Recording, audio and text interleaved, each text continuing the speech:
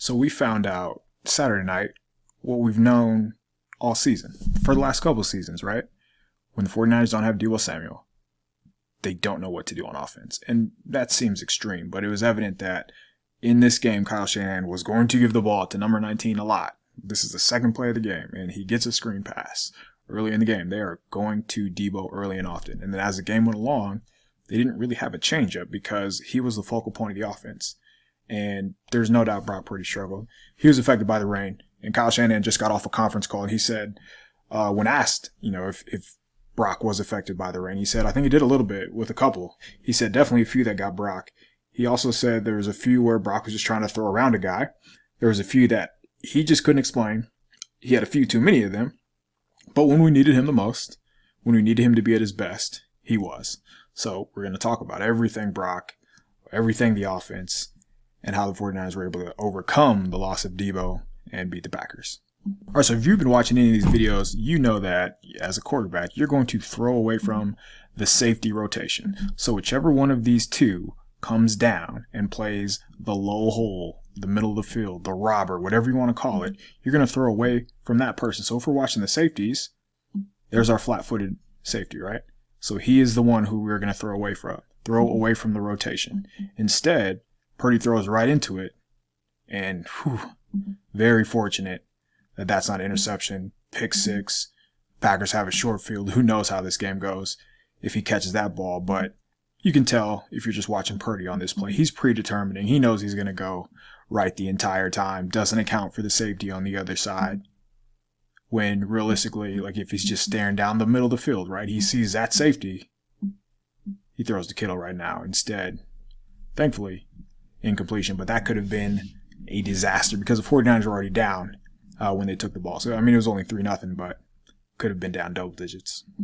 So I actually thought the offensive line did a really good job just in pass protection up front. New right guard, no Spencer Burford. It was John Feliciano. Aaron Banks had a false start. He was beaten a couple of times. I mean, over the course of 40, 50 plays, you're going to get beaten once or twice. So that's not anything out of the ordinary. This is a covered sack.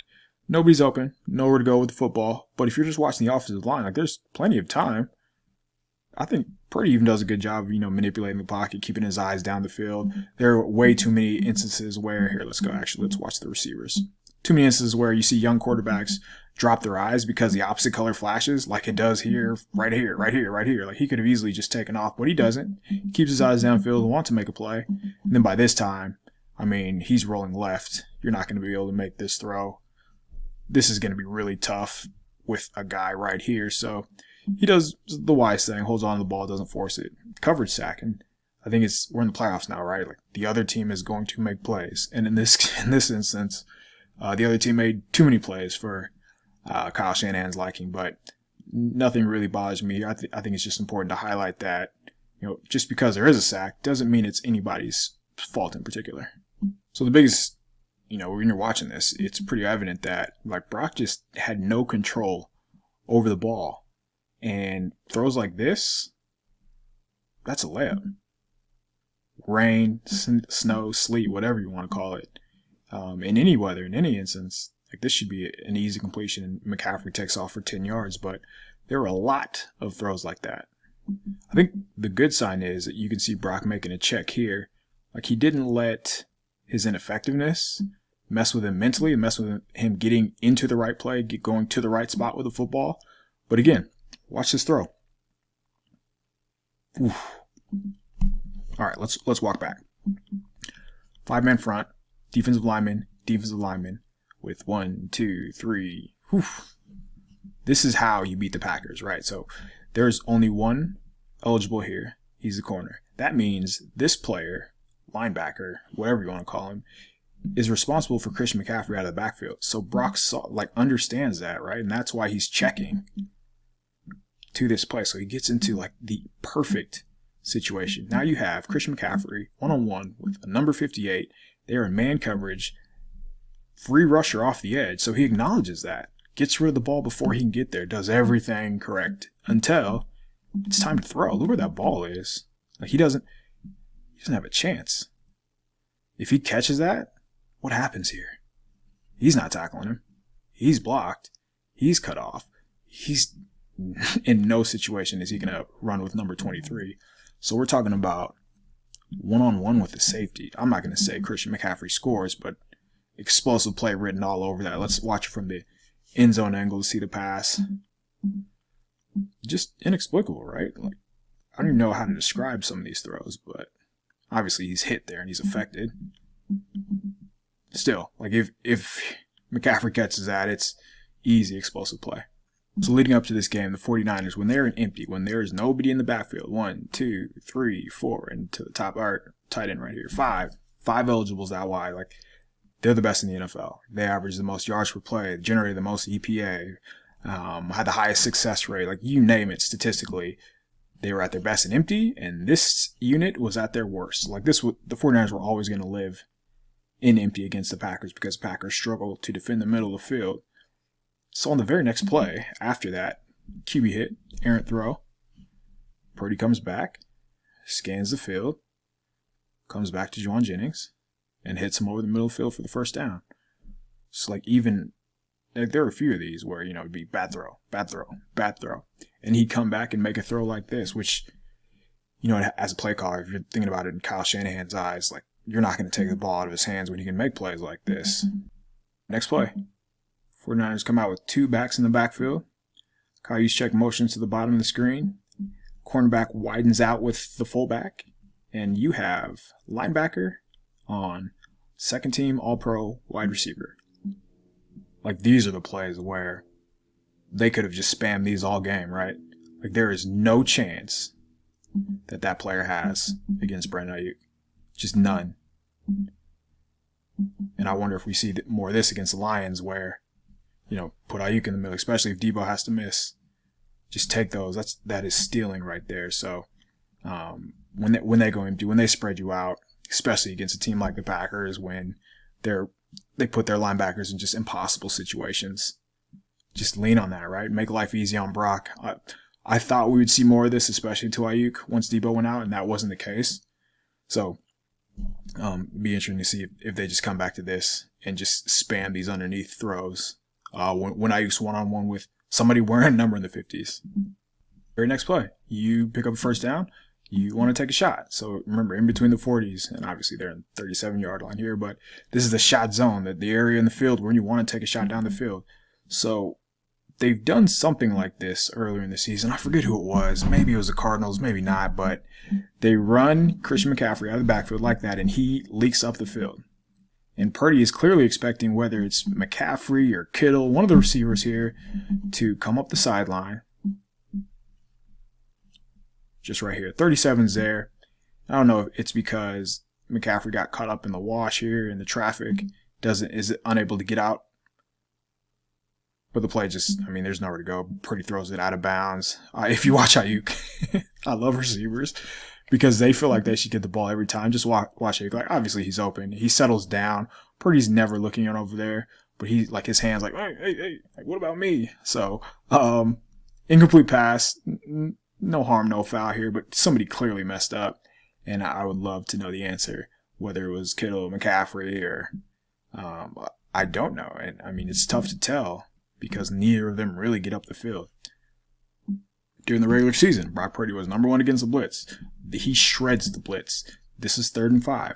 The Packers are going to send pressure. 1, 2, 3, 4, 5. And I believe one of these 2 defenders are coming. Let's see which one it is. There we go. Send in the nickel. So 1-on-1, wide open. So he's 1-on-1. And obviously he's isolation route. Going to run a return route where he goes in, comes out. As you can see, the safety, just no regard to anybody else on the field. I imagine he's king McCaffrey, and once McCaffrey blocks, his eyes go to number 1, which is Ayuk. So Ayuk, not there. Purdy sees the opposite color, slides to the right, keeps his eyes down the field, and then that's a seed, right? That's a dot. Hits Kittle in stride on the money. Doesn't have to break stride at all. There wasn't any pressure, but floating to the right when knowing, both McLeod and Kittle are both going in that direction, just tells you he understands his offense. He understands where the routes are going to be. Would have been hilarious because earlier in the season, he stole a touchdown from him, if he would have done that here. Obviously, that's never going to happen, especially in the playoffs, especially with Kittle. But, I mean, just a really good throw by the quarterback. And these are the kind of plays that 49ers need Brock to make, you know, whether it's against the Lions, whether against the Ravens or the Chiefs. Like, he's going to have to go above and beyond and make these kind of throws, fair or not. Like, that's what it takes to win the Super Bowl. Really good job, again, by the offensive line to give him time to look down the field. They do a good job of picking up the stunts, just no pressure at all against a blitz. And then Kittle's going to win that matchup every time. So this was the 11th fastest time for anybody with the ball in their hands, Kittle, on this 32-yard reception. So, like, he can still run, even at this age. And the 49ers need to take advantage of that, too. So on this conference call with Kyle today, I was asking, like, what makes it so difficult to stop when you guys go empty? And he basically said, well, we have a bunch of good players. Here is a player who hadn't played in what feels like forever. Jennings was out for, I believe, 3 weeks with a concussion. So finally back, and they needed him. They needed every one of his 5 catches. Here he's in the slot. Again, just his playing pitch and catch. Good job by Brock identifying the defense, right? Where you're throwing away from the coverage, throwing away from the extra defender. 1, 2, 1, 2, and then 3 tight end. But over here you just have 1, 1, so 2 over 3 obviously, and then 4 over 3 on this side. Go to the side with fewer defenders. It's simple, and Purdy does that. Takes his drop, identifies the coverage, gets it out of his hands, and just let your playmakers do the work for you. Jennings does a nice job making a guy miss, and they just stay ahead of the chains. Like, this is why they can live in empty, because the quarterback processes quickly. O-line does a good job, and you have playmakers on the outside. You have players who could make a person miss effectively every time. So definitely something to keep an eye on against the Lions. So this isn't a crazy highlight or anything. It's just wild to watch 23 with the ball in his hands and people try to tackle him. He doesn't he's on the ground. Like, how is he not on the ground here? So, like, 25 is kind of turned around, but he has a chance. And then, like, there's nobody stopping either of these two. Should easily get him on the ground, right? Nope, and nope. And if you watch the top of the screen here, Javon Kinlaw, he is going to let the Packers know that they missed. So, I mean, just kind of marvel at what McCaffrey's able to do on a down in and down out basis. All right, second to last play before the first half. And as you know, the end of the half was just a disaster. Taking 40 seconds in between plays. I just don't understand why Kyle is more concerned about the other team than his, who, even without Debo, Kittle, McCaffrey, you still have the 3 best players on the field. So, he's going to have to find out the hard way, unfortunately. But on this play, you can't really blame him for being conservative because the 49ers took a shot down the field. So, empty again. Yeah, you have Chris Conley, Jennings, Kittle. McCaffrey stays in and chips, or stays in and blocks, and then he releases late. But Ayuk's going to come on a deep over route. I think he even goes deeper than that, but he's wide open. So let's watch it play itself out. So Jennings is going to clear out the safeties. He's going to clear out the coverage. These players are not threats. Like, they are not going to get to Ayuk in time. And like right here, obviously it's later, the ball's already gone, but if he just holds on for a half count later, like Ayuk is wide open, I'm not saying he scores, but if he gets the ball in his hands, keeps running, maybe he's able to chip him, maybe he does, who knows, but there's no doubt they're able to, take another shot at the end zone. And Moody's probably doesn't have to kick a low field goal and it doesn't get blocked, so that they're going to get points out of the drive. Regardless, they don't. They have to spike. It just went all bad, and we're talking about the end of the first half because of it. So from the end zone angle, we'll get a better idea. The protection's there. 4-man rush. Sorry. I think his internal clock is like, hey man, I just got to get the ball out of my hands. If you take out the stopwatch, it's 3.11 from the time it's snapped to the time the ball's out of his hands. Maybe from the other end zone view we can see the linebackers, but when I'm watching this, and I'm not going to be a guy who freezes and throws screenshots every time, say, hey, throw the ball here, but it felt like Purdy had more time than he realized. But I understand, like, the internal clock's ticking. You know, you don't want to take a sack. Checking down to Christian McCaffrey is not the worst thing that could happen.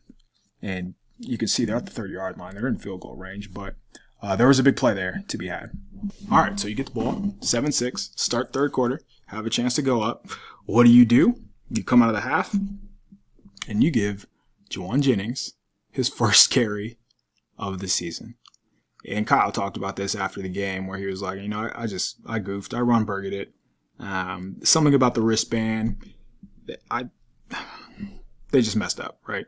And it's not the end of the world, but knowing that you messed up fresh out of half on the first play in a critical drive, to put the Packers behind it, put the pressure on them to score again, it just, I don't know. That can't happen, I guess is the easiest way to put it. So, it was a mistake, but the last thing you want is 2nd and 11 coming out. I don't want to be the guy who's always pointing the fingers at the refs, but if you watch here, it's 2nd and 11. This is illegal conduct. You can't do that. You cannot do that. He's basically right. First of all, he's jumping on his freaking back. Flag. That should be a first down, in my mind. And again, I don't want to be the person who's constantly blaming the refs, but I just don't understand how that is legal. And there was a couple of them later on, the Kittle one. So 2nd and 11 turns into 3rd and 4. So manageable here. But on 3rd and 4, you're going to see it play out here. Ayuk is the read. Purdy takes his drop. There's old Colt McKivitz. So, again, that's not... oh, man. That can't happen. I got your right tackle. And he didn't have a bad game by any means, but just need to hold up a little bit longer because, again, if Brock's able to step into this throw, doesn't have a guy in his face, Ayuk crosses the DB's face. It's a great route. Right here, he is open. And if he catches that, guaranteed 6. Look at the angle from the safety. Watch how he comes down on Ayuk. He just gives himself he's not no way in position right here. Catches that in stride, and that's a house call. So just a huge turn of events. But I still think they should have got a fresh set of downs on when McLeod was held on that 2nd down. And then from there, I want to say every drive had one of these throws where it's just not even close. It was really strange to see just because we've never seen Purdy do anything like this. I've been following him since he was in high school. I live 25 minutes from where Purdy went to high school. I was living in Iowa when he was a Cyclone. So I've pretty much watched every game of his life. And I don't think he's been this off target. I don't think he's been affected by the rain. A lot of people are saying, rain, hand size, which is something that I've definitely brought up before. The measurables do matter for a quarterback, but he's played in rain when he was in Ames in Iowa. And it wasn't to this degree. So I really don't know what was off, but there's something where he's just trying to do, I don't even know how to describe it. Shanahan said he was trying to throw around guys, which is fair, but I don't know, just very, very strange outing. Here's the explosive play. It's what happens when you get Kittle one-on-one. He is going to win these matchups. Packers late to recognize, but just too many crossers. The real story on this play, aside from Kittle doing what he usually does, is Jennings. Watch him. Do you know how you have to be wired to block somebody into their bench? That is insane. And that's why everybody loves him. Just a big time difference maker. You don't get this from players. Look at him. As soon as he realizes Kittle has the ball, I'm going to kill you. The Gatorade fell over. He's nuts, man, but that's really awesome to see. So on the sidelines, you saw the trainers kind of messing with McCaffrey's thigh early in the game. I wonder if that got to Shanahan, and that's why he didn't go out of his way to give McCaffrey like 25, 30 touches. He put the ball in Brock's hand a lot more than I thought he would. And plays like this are why I don't understand how you go a series without giving him the ball. 23, that is. He does this all the time. Like, this is a very normal thing to happen. So, first of all, the blocking up front is excellent.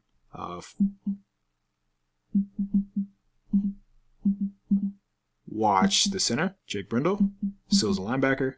Feliciano gets movement. Like, everybody's sealed. Now, it's a safety, one-on-one with the Offensive Player of the Year. We've seen this movie a lot of times, and it usually ends with the defender on the ground, looking up, while McCaffrey is running away, and while everybody else is celebrating. He has to have the ball 25 times next game, especially if there's no Debo. McCaffrey's too good to ignore. All right, here we go. 3rd and 5, 3rd and Juwan, right? Everything's perfect. Until it's not. That could have been a disaster, too. So we saw some slippage on the defensive side right there. He is a very big target who can play above the rim and has proven that he can make, the difficult catches. He did in this game. That slip is the reason that he's not able to make that catch. And there's no doubt the ball's high. We talked about, trying to throw around defenders. He's not going to throw a direct line because of him. And the pass is still high. There's no doubt. But if Jennings doesn't slip, he's able to catch that. So a bit of luck involved here. There's no doubt. But the elements just really seem to mess with the 49ers, which is strange because it wasn't really impacting the Packers in the same way. And that's not supposed to happen when you're the home team. All right, so this is just, a funny play. I don't know what was the plan here. I don't know what the Shanahan expected he was going to get. Maybe he thought this guy would crash, they'd blitz in, and they'd have the numbers on the edge. But a little Brock Purdy zone read, which 1 yard, for what it's worth, this means absolutely nothing. Purdy reached 17.6 miles an hour, which was the second fastest QB time of the divisional round to Lamar Jackson, who was like 17.8. So it doesn't seem like it, but he was almost as fast as Lamar Jackson was on this play, but he only gained 1 yard. I think we can scrap the Purdy zone reads. Maybe, I don't know, maybe in the goal line it'll work. I actually don't mind the idea in like a 4th and 1 or like 3rd, high leverage situation. I love quarterback runs, but whatever look they were expecting it didn't work on this play. Like schematically, Shanahan's as good as it gets. The way that they use the entire field makes the defense have to honor the entire field. So in this play, you can see it. You're going to have Chris Conley as a number 3 receiver. He's going to run the high cross. Brandon Ayuk's going to run the low cross. You're going to have George Kittle running a wheel route. I think Juwan Jennings runs a post. This is very air raidy where, you are all these vertical routes, all these intermediate routes. And like he's just, once his eyes are in the backfield, if he's not, relating to him or has his eyes on him, just no chance he's going to make it. And then, by having both of these players run deep, you're going to take the underneath help away, which leaves either one of these two wide open. Again, offensive line, great job giving Purdy time. And Ayuk, very difficult catch here. They had a really good angle from the broadcast view. You'll be able to see it here. So Packers actually bring a little simulated pressure here. 1, 2, 3, 4, 5. So they're acting like they're going to blitz. Middle guys drop out. Somebody's going to come late.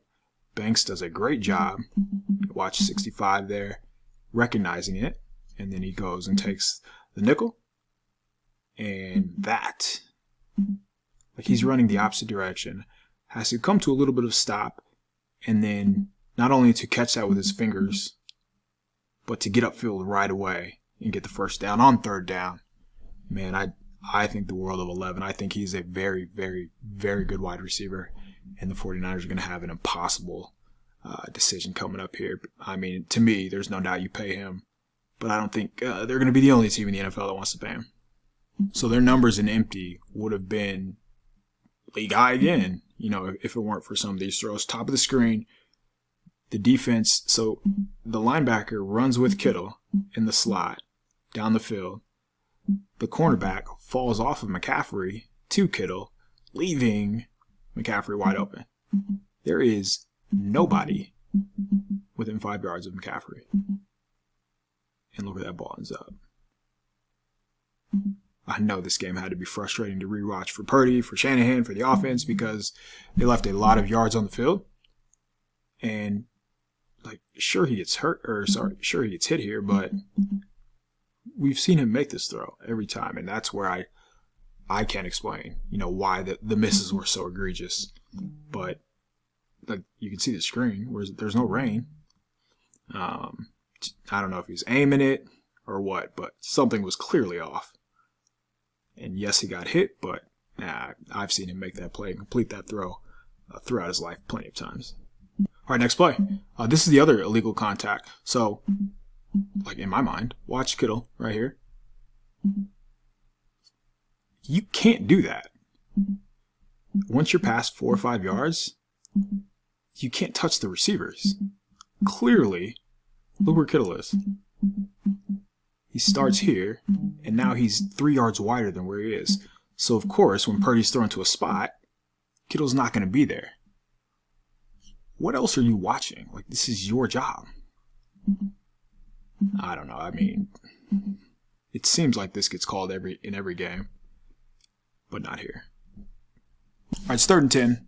Game is not over, but this incomplete. You punt the ball back with the way that, the Packers were able to move the ball, or at least, be inside the 49ers red zone. It felt like game if they didn't complete this. And here's what we get. This is the throw we get on 3rd down. 3rd and 10. And let's be honest, Brock has played terrible up until this point. And then he does that. Look at the difference between 3rd and 10 and 4th and 10 punt in this game. So, I think, again, the line's doing their job here. He has plenty of time to cycle through his reads, progressions. Sure, he gets hit, but that was after, 3.5 seconds? Trajectory, a big part of playing quarterback is knowing when to use trajectory, knowing when to layer throws, knowing that, every throw can't be on a line, and to put it over a DB. This isn't a line, but this is their nickel, their kick returner who had the long kick return. So he's clearly an explosive athlete. Look at where his hand is. That ball is. That is a perfect throw in the literal biggest situation of the game. So on this 3rd and 10, 49ers catch a break. You bottom of the screen, you get Ray McLeod against Nixon, and he falls. But as you can see, Purdy's looking elsewhere. He has no idea that Nixon fell.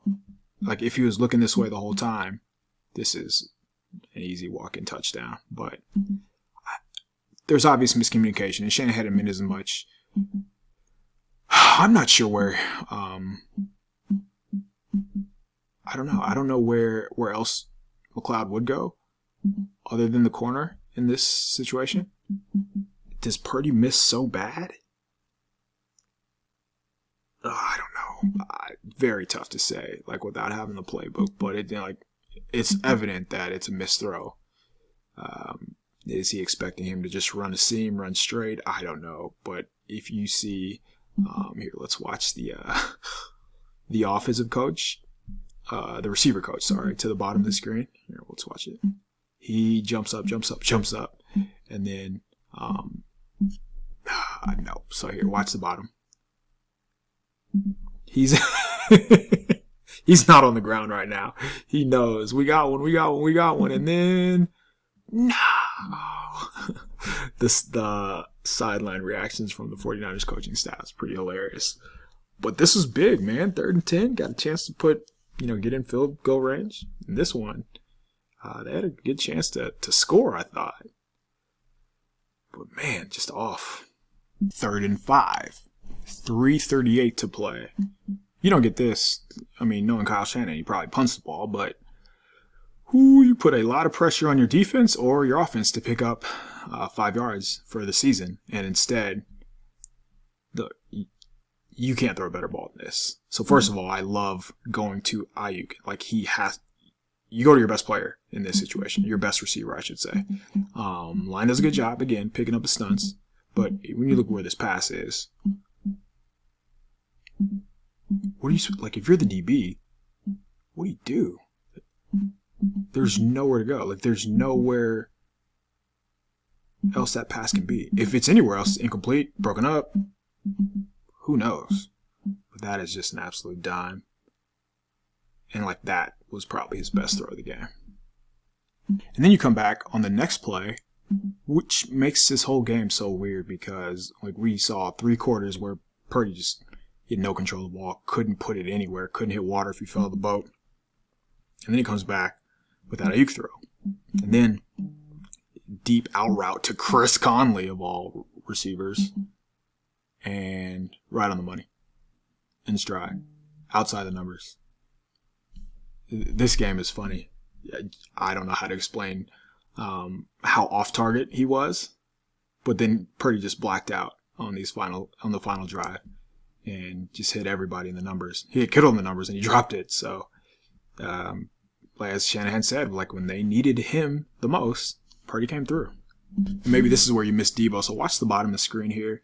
First of all, this is very Arena League. They go backward motion. Like, what? And, all right. Keep your eyes on the bottom of the screen here. So Conley and Jennings. 2 receivers in the same spot. Not ideal. Not ideal at all. So I wonder what Purdy was expecting. Where's he looking? So he's looking right down the barrel. Okay, he wants McCaffrey.